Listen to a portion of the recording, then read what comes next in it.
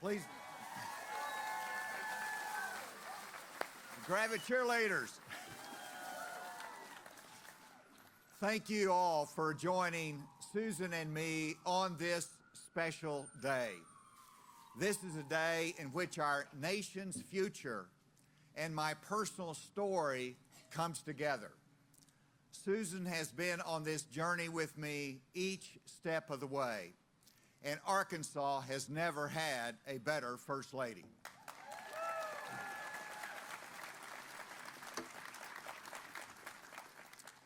Bentonville is a big part of my life story, but so is Gravette, where I grew up on a farm and learned the importance of family, faith, and community. I also learned hard work from my dad by cleaning out chicken houses and building fences. And my life story also includes Springdale, where I was inspired by teachers who pushed me to learn. And it was in Springdale that my political awareness began with the nation's divide over the Vietnam War and the struggle for civil rights. But let's come back to Bentonville. I was born in the old Bentonville Hospital. My first law office was across from the square from where we stand today. I tried jury trials in this courthouse behind us. I built Bentonville's first FM radio station.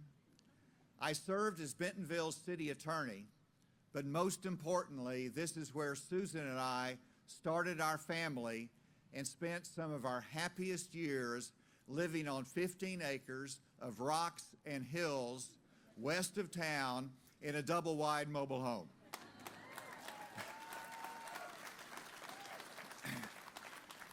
It was here on these steps over 30 years ago that I announced my run for the United States Senate. At that time, Arkansas was a blue state, and the Republican Party was pretty much non-existent. I stepped up to take on runaway federal spending, to fight for a strong national defense, to support the life of unborn children, and to unleash the private sector of our economy. In other words, I ran as a conservative Republican when being a Republican was like having a career-ending handicap. In fact, lawyers told me that. I continued to fight the establishment, and over time, guess what? We won. That was the beginning, and since then, I've been a consistent conservative through my time as leader of the party in the United States Congress and as governor.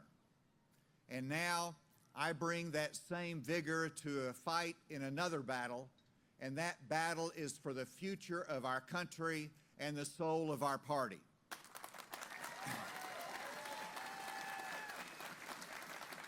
Today, I am announcing that I am a candidate for President of the United States.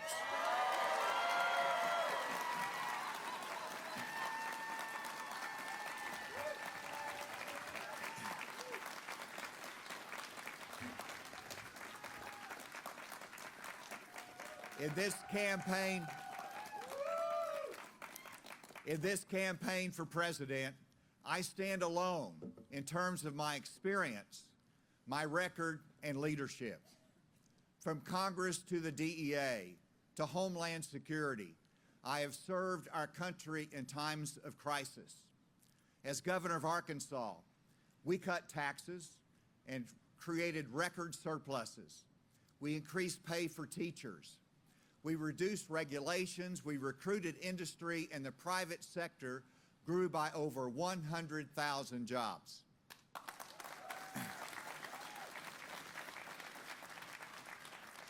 My mettle has been tested. It was tested when I put on a flak jacket and assisted the FBI hostage rescue team in negotiating the surrender of an armed terrorist group. My mettle was tested after the 9/11 attack, when I was responsible for protecting the United States from another act of terrorism on U.S. soil. And my mettle was tested once more as governor, when I demonstrated how we can lead through a pandemic without closing down every business and shutting down our schools.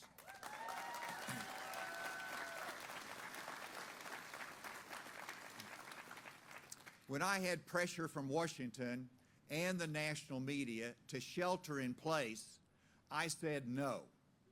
And the result was that our businesses survived and prospered, and we had more days of in-classroom instruction in our schools during the pandemic than almost any other state.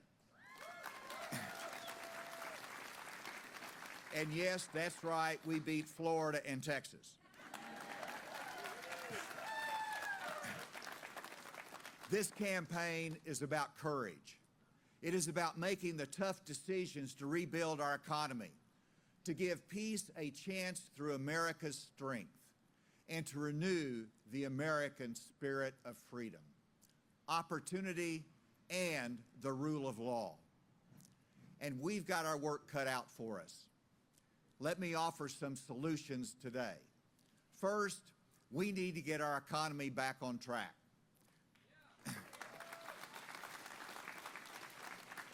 The Biden administration has turned its back on the American worker. To turn our economy around, we have to stop the break the bank federal spending that has led to high inflation and rising interest rates. Every hardworking American family gets a double hit from the Biden economy. Their paycheck doesn't go as far, and they're paying more on car loans and credit card debt because of the high interest rates. It hurts them in buying groceries at the store.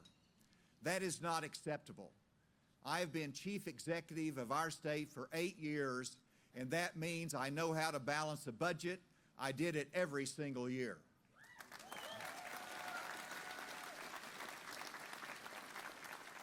And while I was in Congress, we balanced the federal budget, and it is high time we did it again.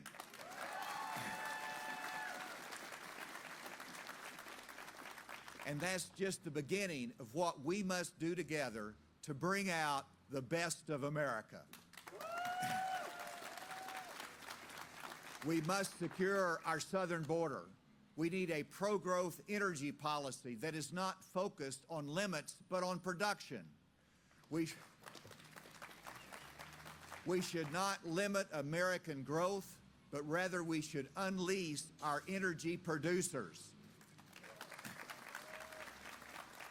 And if America is to be the best, then we cannot yield to China in terms of global leadership.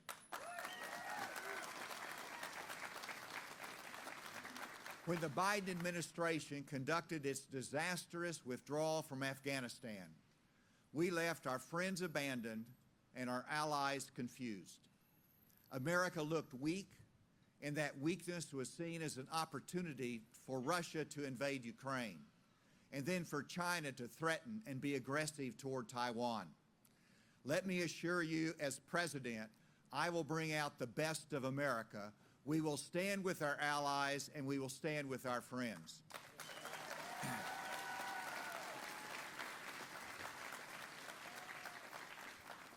There are some who want the United States to disengage from the world and to isolate ourselves. Isolationism only leads to weakness, and weakness leads to war. Americans want peace, and the best way to secure and preserve peace is to have the most prepared military in the world.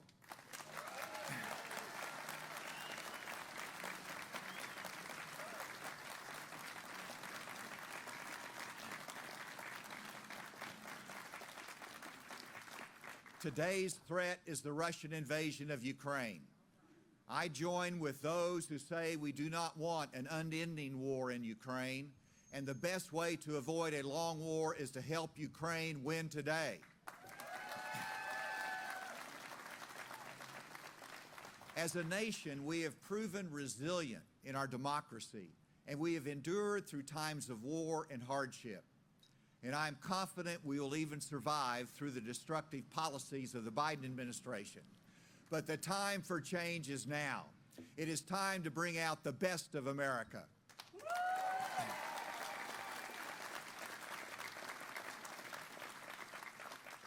As a nation, our democracy's resilience comes from our shared values, and it comes from our willingness to sacrifice for the cause of freedom. We need leaders who understand the importance of democracy to our own freedoms, and that with God's blessing, we set an example of liberty throughout the world.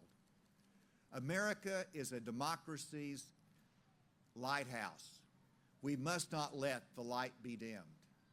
If freedom's light goes out in the United States, then other countries will have their freedom shipwrecked on rocky shoals. Our democracy demands America's best, and I will bring out America's best.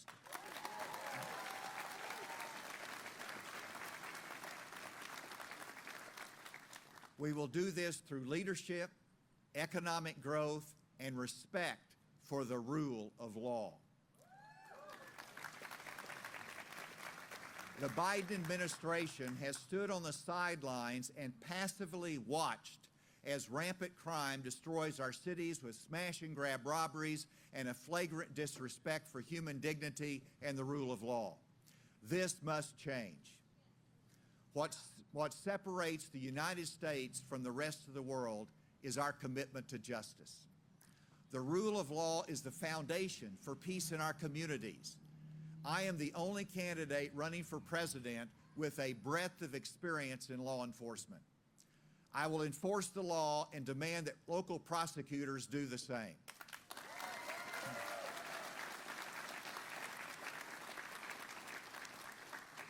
Lawbreakers must be held accountable.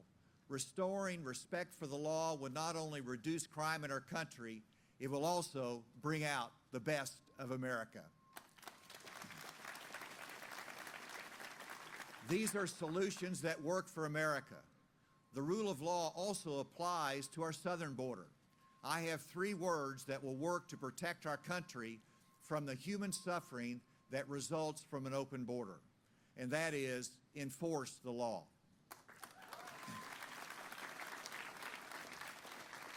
I know how to do this because President George W. Bush tapped me to help lead the Department of Homeland Security. Our nation is a land of immigrants who make up the fabric of our democracy. And in order to respect those who follow the legal path to come to this country, we must reform our asylum laws, devote more resources to support our Border Patrol, quickly remove those who come into our country illegally, and go after the cartels who are killing Americans with the deadly drug fentanyl.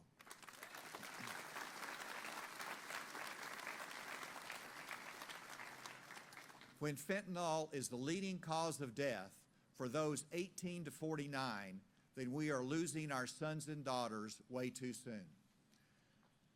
There are a few misguided leaders who say we should defund law enforcement. We should defund the FBI. I am here today in support of our law enforcement heroes.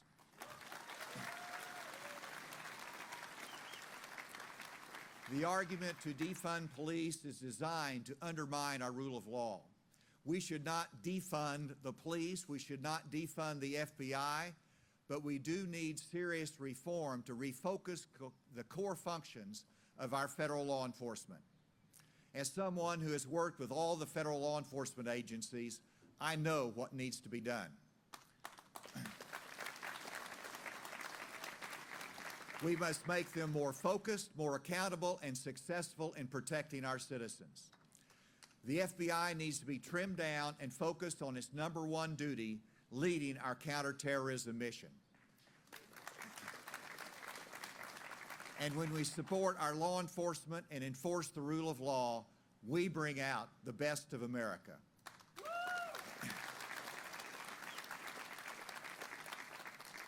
As you know, I grew up in the hills. And growing up in these hills, I learned the value of work. I hauled hay, worked in 4 different factories, sacked groceries, and through college, I was a janitor cleaning campus buildings. All to pay the bills and to get an education. In law school, I benefited from the federal student loan program. And yes, I paid my loan off.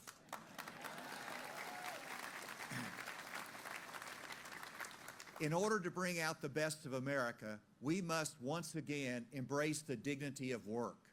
Our federal government should not reward those who sit at home when they have the ability to work and provide for themselves.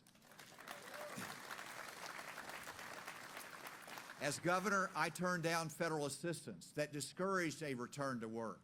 But the Biden administration paid people more benefits to stay home than they could make working. This is wrong. As president, I will open doors for more worker training and better pay, and we will require work for able-bodied welfare recipients.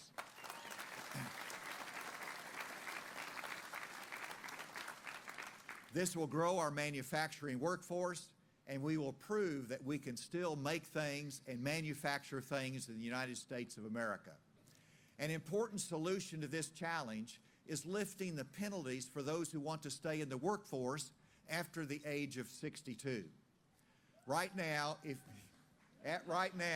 if you retire on Social Security, you are penalized for continuing to work. You should be able to both claim Social Security and work.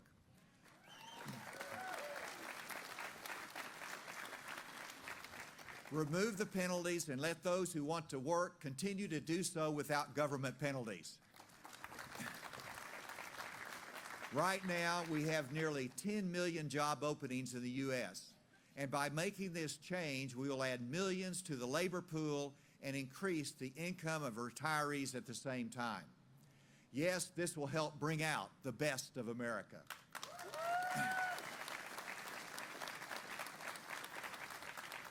And when it comes to those who depend upon Social Security and Medicare, I will assure the strength and reliability of those programs into the future. Right now, Social Security is financially stable into 2033. Medicare is stable into 2028. As we have successfully done in the past, I will immediately convene an independent commission to assure the future of Social Security and Medicare long into the future.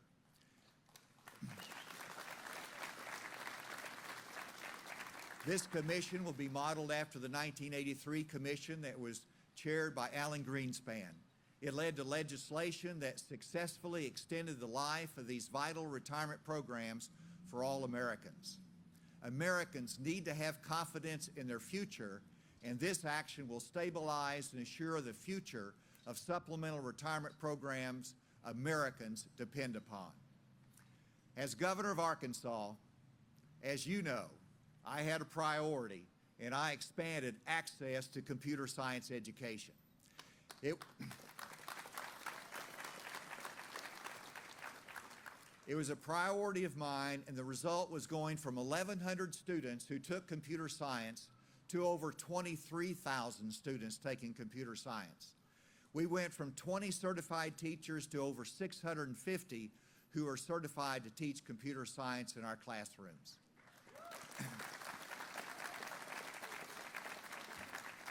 We made it required to be offered in our rural schools as well as our urban schools.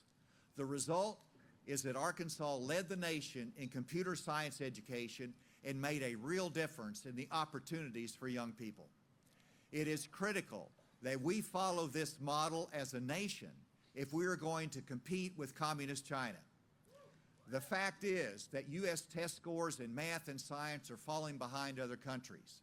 The top 5 math scoring countries are in Asia, and the United States places 11th as a nation in terms of math education. We must do better for our students.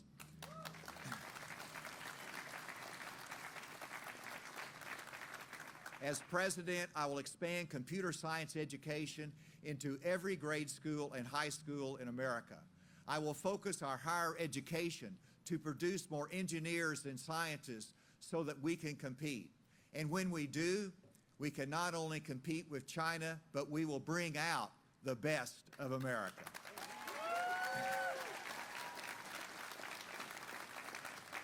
We can once again define America's future with the genius and creativity of our people. Too often, our businesses and families are held back by a federal bureaucracy that is out of control, heavy-handed, and wasteful. As president, I will reduce the federal civilian workforce by 10%.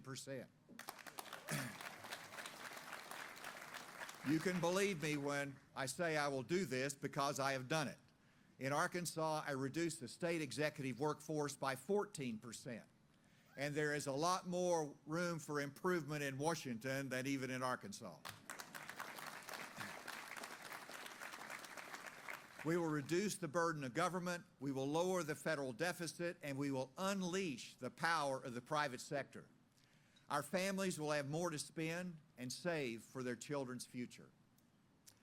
Both Democratic and Republican administrations bear responsibility for our current $31 trillion national debt. I would like to say we will be debt-free in 33. Well, it might take longer, but we must start. I am from, as you know, the heartland of America, and I am honored to be the son of Malcolm and Coral Hutchinson, who were married during the Great Depression, who served our country during World War II, and who sacrificed to make sure their 6 children had a chance to live their dreams and to be all that God required of them. They taught me that we are all equal, and yet we all struggle in life. And because we struggle, we need grace and compassion toward others. It is my hope that those farmland values will once again guide our nation and bring us closer together. And if you look at our history, the United States of America has been challenged in every generation, from threats abroad to civil unrest at home. And yet, when we are tested, we grow stronger. We have learned that in times of turmoil, uncertainty, and division, America has always benefited from leaders who challenge us and give us hope. I am confident that America is ready to seek new frontiers, and that we are ready to channel the restless waves of our democracy into more freedom and more prosperity for those who follow after us.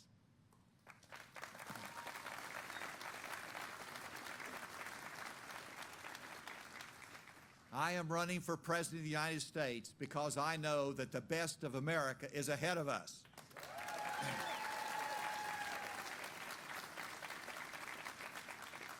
There is behind me on the courthouse wall a statement that is the foundation of our nation. Sovereignty rests with the people. This means that you will decide the direction of our nation. The fate of the world's greatest democracy is in your hands. Thank you, Arkansas. Thank you, ladies and gentlemen. May God bless the United States of America.